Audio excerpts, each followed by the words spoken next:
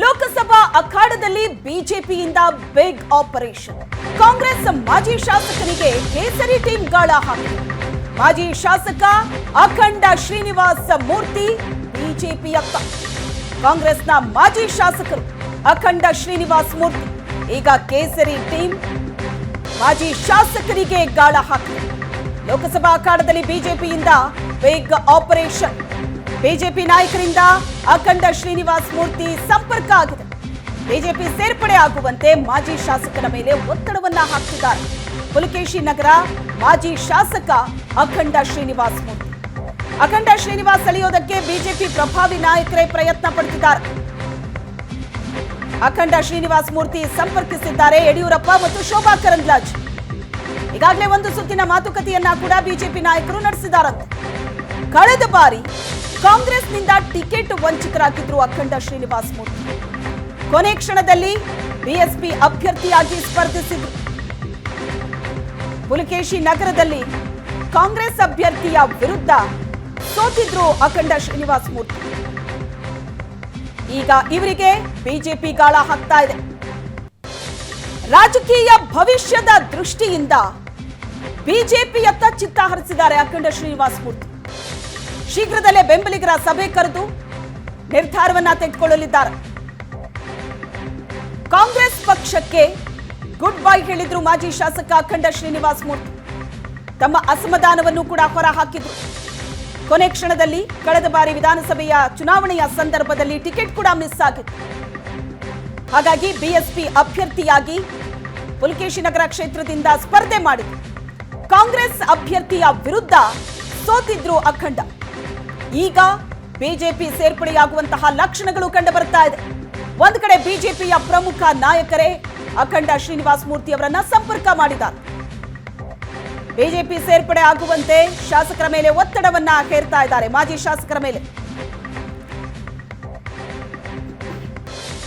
ಈ ಬಗ್ಗೆ ಹೆಚ್ಚಿನ ಡೀಟೇಲ್ಸ್ ಅನ್ನ ಕೊಡ್ತಾರೆ ನಮ್ಮ ಪ್ರತಿನಿಧಿ ಆನಂದ್ ಬೈದನ್ಮನೆ ಸಂಪರ್ಕದಲ್ಲಿದ್ದಾರೆ. ಆನಂದ್, ಈಗ ಅಖಂಡ ಶ್ರೀನಿವಾಸ ಮೂರ್ತಿಗೆ ಬಿಜೆಪಿ ಗಾಳ ಹಾಕ್ತಾ ಇದೆ. ಒಂದು, ಅಖಂಡ ಶ್ರೀನಿವಾಸ ಮೂರ್ತಿ ಒಂದ್ ವೇಳೆ ಬಿಜೆಪಿಗೆ ಸೇರ್ಪಡೆ ಆದ್ರೆ ಬಿಜೆಪಿಗೆ ಅದರಿಂದ ಆಗುವಂತಹ ಲಾಭ ಏನು? ಮತ್ತೊಂದು ಕಡೆ ರಾಜಕೀಯ ಭವಿಷ್ಯದ ದೃಷ್ಟಿಯಿಂದಲೂ ಕೂಡ ಅಖಂಡ ಶ್ರೀನಿವಾಸ ಮೂರ್ತಿ ಬಿಜೆಪಿ ಸೇರ್ಪಡೆ ಆಗ್ತಾರೆ ಅಂತಲೇ ಹೇಳಲಾಗ್ತಾ ಇದೆ. ಅವರು ಯಾವ ರೀತಿ ಲೆಕ್ಕಾಚಾರ ಹಾಕ್ತಾ ಇದ್ದಾರೆ ಭವಿಷ್ಯದ ದೃಷ್ಟಿಯಿಂದ? ಲೋಕಸಭಾ ಚುನಾವಣೆ ಹಿನ್ನೆಲೆಯಲ್ಲಿ ಬಹಳ ಮುಖ್ಯವಾಗಿ ಬೆಂಗಳೂರು ಉತ್ತರ ಲೋಕಸಭಾ ಕ್ಷೇತ್ರದಲ್ಲಿ ಮತವನ್ನು ಸೆಳೆಯಲಿಕ್ಕೆ ಬಿಜೆಪಿ ಎಲ್ಲಾ ರೀತಿಯ ಪ್ರಯತ್ನಗಳನ್ನು ಕೂಡ ಮಾಡ್ತಾ ಇದೆ. ಬೆಂಗಳೂರು ಉತ್ತರ ಲೋಕಸಭಾ ಕ್ಷೇತ್ರದ ವ್ಯಾಪ್ತಿಯಲ್ಲಿ ಬರ್ತಕ್ಕಂಥ ಪುಲಕೇಶಿ ನಗರದಲ್ಲೂ ಕೂಡ ಮತವನ್ನ ಪಡಿಬೇಕು ಅನ್ನುವಂತ ಪ್ರಯತ್ನ ಮುಂದುವರೆಸಿದೆ. ಆದರೆ ಅಲ್ಪಸಂಖ್ಯಾತ ಸಮುದಾಯ ಇರತಕ್ಕಂತ ಹಿನ್ನೆಲೆಯಲ್ಲಿ ಆ ಮತಗಳು ತಮಗೆ ಬರಲ್ಲ ಅಂತಕ್ಕಂಥ ಲೆಕ್ಕಾಚಾರದ ಹಿನ್ನೆಲೆಯಲ್ಲಿ ಆ ಕ್ಷೇತ್ರದಲ್ಲಿ ಇರ್ತಕ್ಕಂಥ ಇತರ ಸಮುದಾಯಗಳ ಮತಗಳನ್ನ ಪಡಿಬೇಕು ಅನ್ನುವಂತ ಪ್ರಯತ್ನವನ್ನು ಕೂಡ ಬಿಜೆಪಿ ಮಾಡ್ತಾ ಇದೆ. ಆ ಕಾರಣಕ್ಕಾಗಿ ಎಲ್ಲಾ ಸಮುದಾಯದೊಂದಿಗೆ ಒಂದಷ್ಟು ಉತ್ತಮ ಬಾಂಧವ್ಯ ಹೊಂದಿರತಕ್ಕಂತ ಮಾಜಿ ಶಾಸಕರಾಗಿರುವ ಅಖಂಡ ಶ್ರೀನಿವಾಸ ಮೂರ್ತಿ ಅವರನ್ನು ಸೆಳೆಯಬೇಕು ಅನ್ನುವಂಥ ಪ್ರಯತ್ನವನ್ನು ಬಿಜೆಪಿ ಮಾಡಿದೆ. ಬೆಂಗಳೂರು ಉತ್ತರ ಲೋಕಸಭಾ ಕ್ಷೇತ್ರದ ವ್ಯಾಪ್ತಿಯೊಳಗೆ ಪುಲಕೇಶಿ ನಗರ ವಿಧಾನಸಭಾ ಕ್ಷೇತ್ರ ಬರ್ತಾ ಇರುವಂತದ್ದು. ಆ ವಿಧಾನಸಭಾ ಕ್ಷೇತ್ರದಲ್ಲಿ ಇತರ ಸಮುದಾಯಗಳನ್ನು ಸೆಳೆಯಬೇಕು ಅನ್ನುವಂಥ ಪ್ಲಾನ್ ಮಾಡಿರುವಂತ ಬಿಜೆಪಿ ಅಖಂಡ ಶ್ರೀನಿವಾಸ ಮೂರ್ತಿ ಜೊತೆ ಮಾತುಕತೆಯನ್ನು ಕೂಡ ಮಾಡಿದೆ.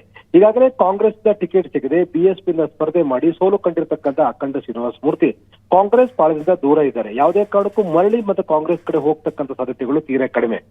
ಹಾಗಾಗಿ ಅವರನ್ನ ಸೆಳೆದರೆ ಸೂಕ್ತ ಆಗತ್ತೆ ಅನ್ನುವಂತ ಲೆಕ್ಕಾಚಾರ ಇಟ್ಕೊಂಡು ಈಗಾಗಲೇ ಬಿಜೆಪಿ ನಾಯಕರು ಸಂಪರ್ಕ ಮಾಡಿದ್ದಾರೆ. ಶೋಭಾ ಕರಂದ್ಲಾಜೆ ಮತ್ತು ಯಡಿಯೂರಪ್ಪರು ಒಂದು ಸುತ್ತಿನ ಮಾತುಕತೆಯನ್ನು ಕೂಡ ಅಖಂಡ ಶ್ರೀನಿವಾಸ ಮೂರ್ತಿ ಅವರ ಜೊತೆ ನಡೆಸಿದ್ದಾರೆ. ಆದರೆ ರಾಜಕೀಯವಾಗಿರತಕ್ಕ ತೀರ್ಮಾನಗಳನ್ನು ಇನ್ನಷ್ಟೇ ಪ್ರಕಟ ಮಾಡಬೇಕಾಗಿರತಕ್ಕಂಥ ಅಖಂಡ ಶ್ರೀನಿವಾಸ ಮೂರ್ತಿ ಅವರು ಆಪ್ತರು ಮತ್ತು ಬೆಂಬಲಿಗರು ಯಾವ ನಿರ್ಧಾರ ತೆಗೆದುಕೊಳ್ಳಿಕ್ಕೆ ಹೇಳ್ತಾರೋ ಆ ನಿರ್ಧಾರ ತೆಗೆದುಕೊಳ್ತೇನೆ ಅನ್ನುವಂತ ಮಾತನ್ನು ಕೂಡ ಅವರು ಹೇಳ್ತಾ ಇರುವಂತದ್ದು. ಅಖಂಡ ಶ್ರೀನಿವಾಸ ಮೂರ್ತಿ ಅವರು ಪುಲಕೇಶಿ ನಗರ ವಿಧಾನಸಭಾ ಕ್ಷೇತ್ರದ ತಮ್ಮದೇ ಆಗಿರ್ತಕ್ಕಂಥ ಪ್ರಾಬಲ್ಯವನ್ನು ಹೊಂದಿದ್ದಾರೆ. 2 ಬಾರಿ ಶಾಸಕರಾಗಿದ್ದಾರೆ. 1 ಬಾರಿ ಜನತಾದಳ, ಇನ್ನೊಂದು ಬಾರಿ ಕಾಂಗ್ರೆಸ್ನ ಗೆದ್ದಿರ್ತಕ್ಕಂಥ ಅಖಂಡ ಶ್ರೀನಿವಾಸ ಮೂರ್ತಿ ಅವರು ಕಳೆದ ಬಾರಿ ಟಿಕೆಟ್ ನಿರಾಕರಣೆ ಮಾಡಲಾಗಿತ್ತು. ಮತ್ತು ಡಿಜೆಹಳ್ಳಿ, ಕೆಜೆಹಳ್ಳಿ ಗಲಭೆ ಪ್ರಕರಣದಲ್ಲಿ ಮಾಜಿ ಶಾಸಕರಾಗಿರ್ತಕ್ಕಂಥ ಅಖಂಡ ಶ್ರೀನಿವಾಸ ಮೂರ್ತಿ ಅವರ ಮನೆಯನ್ನು ಕೂಡ ಸುಟ್ಲಾಗಿತ್ತು. ಆಗ ಕಾಂಗ್ರೆಸ್ ಅವರ ಬೆಂಬಲಕ್ಕೆ ನಿಂತಿಲ್ಲ ಅಂತಕ್ಕಂಥ ಸಹಜವಾಗಿರ್ತಕ್ಕಂಥ ಅಸಮಾಧಾನ, ಅತೃಪ್ತಿ ಅಖಂಡ ಶ್ರೀನಿವಾಸ ಮೂರ್ತಿಗಿತ್ತು. ಇದು ರಾಜಕೀಯವಾಗಿ ಬೇರೆ ಬೇರೆ ಸ್ವರೂಪವನ್ನು ಪಡೆದುಕೊಂಡು ಅಂತಿಮವಾಗಿ ಅಖಂಡ ಶ್ರೀನಿವಾಸ ಮೂರ್ತಿಗೆ ಟಿಕೆಟ್ ಅನ್ನು ಕೂಡ ನಿರಾಕರಣೆ ಮಾಡಲಾಗಿತ್ತು. ಕೊನೆಯ ಕ್ಷಣದಲ್ಲಿ ಬಿಎಸ್ಪಿಯಿಂದ ಸ್ಪರ್ಧೆ ಮಾಡಿ ಸೋಲು ಕಂಡಿರ್ತಕ್ಕಂಥ ಅಖಂಡ ಶ್ರೀನಿವಾಸ ಮೂರ್ತಿ ಅವರು ರಾಜಕೀಯ ಭವಿಷ್ಯದ ದೃಷ್ಟಿಯಿಂದ ಬಿಜೆಪಿ ಕಡೆ ತೆರಳತಕ್ಕಂಥ ಸಾಧ್ಯತೆಗಳು ತೀರಾ ಹೆಚ್ಚಿದೆ ಅನ್ನುವಂತ ಮಾಹಿತಿಗಳು ಕೂಡ ಲಭ್ಯ ಆಗ್ತಾ ಇದೆ. ಬೋವಿ ಸಮುದಾಯಕ್ಕೆ ಸೇರಿರ್ತಕ್ಕಂಥ ಅಖಂಡ ಶ್ರೀನಿವಾಸ ಮೂರ್ತಿಯವರು ದಲಿತ ಸಮುದಾಯದಲ್ಲಿ ಒಂದು ವರ್ಚಸ್ವಿ ನಾಯಕರಾಗಿ ಗುರುಸ್ಕೊಳ್ತಾ ಇದ್ದಾರೆ. ಬೆಂಗಳೂರು ನಗರದಲ್ಲಿ ತಮ್ಮದೇ ಆಗಿರ್ತಕ್ಕಂಥ ಪ್ರಾಬಲ್ಯವನ್ನ ಹೊಂದಿರತಕ್ಕಂಥ ಸಚ್ಚಾರಿತ್ರ್ಯ ಹೊಂದಿರತಕ್ಕಂಥ ಮಾಜಿ ಶಾಸಕರಾಗಿರುವಂತಹ ಅಖಂಡ ಶ್ರೀನಿವಾಸ ಮೂರ್ತಿಯವರು ಬಿಜೆಪಿಗೆ ಸೂಕ್ತ ಅನ್ನುವಂಥ ನಿರ್ಧಾರವೂ ಕೂಡ ಈಗಾಗಲೇ ಆಗಿದೆ. ಆ ಕಾರಣಕ್ಕಾಗಿ ಅವರನ್ನ ಸೆಳೆದುಕೊಂಡು ಸೆಳೆಯುವಂತ ಪ್ರಯತ್ನವನ್ನು ಕೂಡ ಬಿಜೆಪಿ ನಾಯಕರು ಮಾಡ್ತಾ ಇದ್ದಾರೆ. ಈಗಾಗಲೇ ನಡೆಸಿರ್ತಕ್ಕಂಥ ಮಾತುಕತೆಗಳು ಫಲಪ್ರದವಾಗಿದ್ದು ಬೆಂಗಳೂರು ಉತ್ತರ ಲೋಕಸಭಾ ಕ್ಷೇತ್ರದಲ್ಲಿ ಮತಗಳಿಗೆ ಪೂರಕವಾಗಿ ಎಲ್ಲೋ ಒಂದ್ ಕಡೆ ಪುಲಕೇಶಿ ನಗರದ ಮಾಜಿ ಶಾಸಕರ ಅಖಂಡ ಶ್ರೀನಿವಾಸ ಮೂರ್ತಿ ಬಂದ್ರೆ ಪೂರಕ ಆಗತ್ತೆ ಇರ್ತಕ್ಕಂಥ ಲೆಕ್ಕಾಚಾರ ಬಿಜೆಪಿ ನಾಯಕರಲ್ಲಿದೆ. ಆ ಕಾರಣಕ್ಕೆ ಅವರನ್ನು ಸೆಳೆಯುವಂತ ಎಲ್ಲಾ ಹಂತದ ಪ್ರಯತ್ನಗಳು ಕೂಡ ಆಗಿದೆ. ಶೀಘ್ರದಲ್ಲೇ ಅಖಂಡ ಶ್ರೀನಿವಾಸ ಮೂರ್ತಿ ತಮ್ಮ ರಾಜಕೀಯ ನಿರ್ಧಾರವನ್ನ ಪ್ರಕಟ ಮಾಡ್ತಾರೆ ಅನ್ನುವಂತ ಮಾಹಿತಿಗಳು ಕೂಡ ಲಭ್ಯವಾಗಿದೆ. ಆದ್ರೆ ಈಗ ಏಷ್ಯಾನೆಟ್ ನ್ಯೂಸ್ಗೆ ಲಭ್ಯವಾಗಿರ್ತಕ್ಕಂಥ ಮಾಹಿತಿಯ ಪ್ರಕಾರ ಶೀಘ್ರದಲ್ಲಿ ಅಂದ್ರೆ ಯುಗಾದಿ ಬಳಿಕ ತಮ್ಮ ರಾಜಕೀಯ ನಿರ್ಧಾರವನ್ನು ತೆಗೆದುಕೊಳ್ಳಿಕ್ಕೆ ಅಖಂಡ ಶ್ರೀನಿವಾಸ ಮೂರ್ತಿ ಮುಂದಾಗಿದ್ದಾರೆ ಅನ್ನುವಂತ ಮಾಹಿತಿಗಳು ಸಿಗ್ತಾ ಇರುವಂತದ್ದು. ಶ್ವೇತಾ, ಓಕೆ ಆನಂದ್, ಈಗಾಗಲೇ ಪ್ರಮುಖರು ಸಂಪರ್ಕ ಮಾಡಿದ್ದಾರೆ ಅಂತಲೇ ಹೇಳಲಾಗ್ತಾ ಇದೆ, ಯಡಿಯೂರಪ್ಪ ಮತ್ತು ಶೋಭಾ ಕರಂದ್ಲಾಜೆ. ಹಾಗಾದ್ರೆ ಮಾತುಕತೆ ಈಗಾಗಲೇ ಮುಗಿದಿದೆಯಾ ಅಥವಾ ಅಂತಿಮ ಹಂತದಲ್ಲಿದೆಯಾ?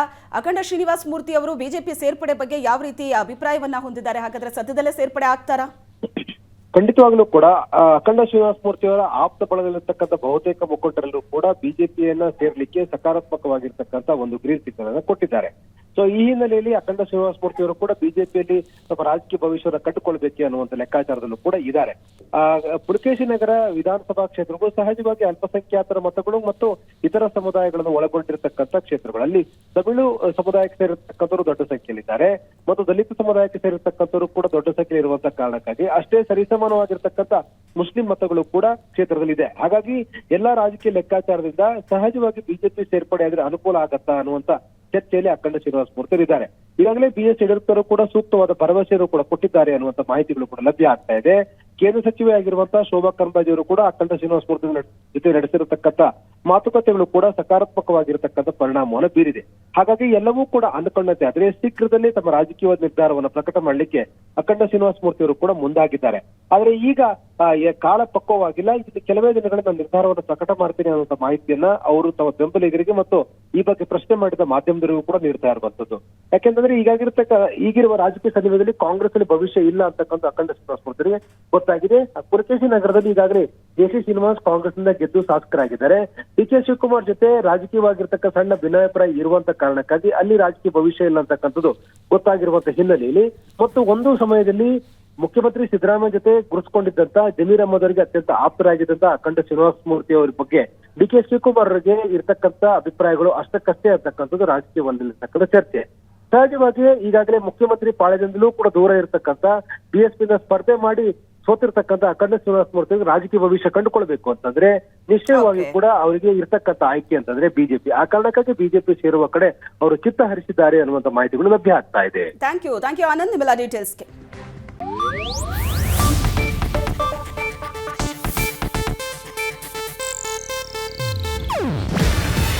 ಇದು ಏಷ್ಯಾನೆಟ್ ನ್ಯೂಸ್ ನೆಟ್ವರ್ಕ್ ಪ್ರಸ್ತುತಿ. ನೀವು ನೋಡ್ತಿದ್ದೀರಾ ಏಷ್ಯಾನೆಟ್ ಸುವರ್ಣ ನ್ಯೂಸ್.